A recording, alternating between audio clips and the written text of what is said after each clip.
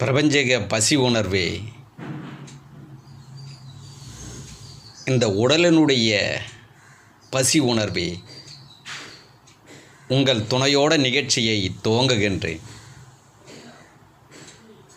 பசி எடுத்ததா? சாப்பிட்டீங்களா? மகிழ்ச்சியாக சாப்பிட்டீங்களா? அப்பா அம்மாவை வீட்டிலே வச்சு பத்திரமாக பார்த்துக்கொள்ளுங்கள். ஐயா, இன்றைக்கி என்னங்க ஐயா உணர்வேன்னு ஸ்டார்ட்? ஆமாம், நிறைய இருக்கும். ஆனால் இன்றைய சப்ஜெக்டை நீங்கள் ஆழ்ந்து சிந்திக்கணும். எவ்வளோ சிந்திக்க முடியுதுன்னு பாருங்கள். புரியுதுங்களா? இப்போது அறிவு, மனம், புரியுதுங்களா?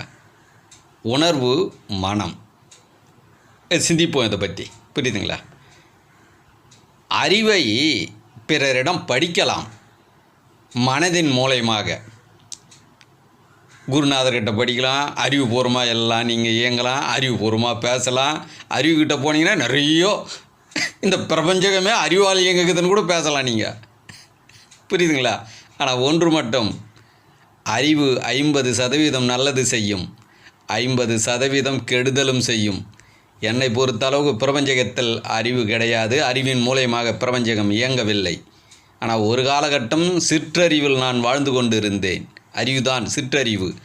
அன்று பிரபஞ்சகம் என்பது அறிவால் இயங்குகிறது என்றேன். இன்று பேரறிவில் கலந்தேன். உணர்வால் பிரபஞ்சகம் இயங்குகிறது என்று சொல்கிறேன்.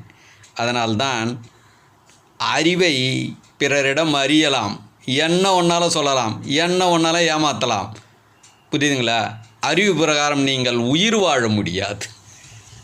சிக்கலில் மாட்டிங்க, உடம்புக்கிட்ட மாட்டிங்க. உணர்வு பிரகாரம் இந்த மனம் என்பது உணர்வுகிட்ட போனால், உணர்வு என்பது பிறரிடம் நீங்கள் அறியவே முடியாது, அது தானாக வரும்.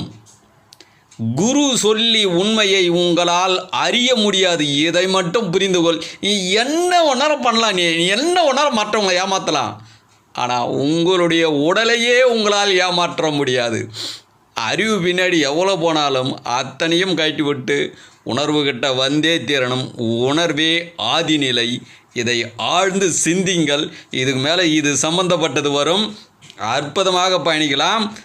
முடிந்தால் உங்களுடைய அறிவை கொண்டு போய் உணர்வினிடம் அடக்கம் செய்யுங்கள். அனைத்தும் அக உணர்வாகவும் அகக்காட்சியாகவும் இவங்க சொல்லுவாங்க பாருங்கள். அக உணர்வு, அகக்காட்சி. நானே சொல்லியிருந்தவன் அத்தனையும் காட்டும். உணர்வுகிட்ட போங்க, உங்கள் பவரை உணர்வுகிட்ட காட்டுங்க. ஒருத்தரும் மிஸ்யூஸ் பண்ண முடியாது உலகத்தில். இதுவே ஆதிநிலை. இதுதான் உண்மை மார்க்கம். நன்றி, மகிழ்ச்சி.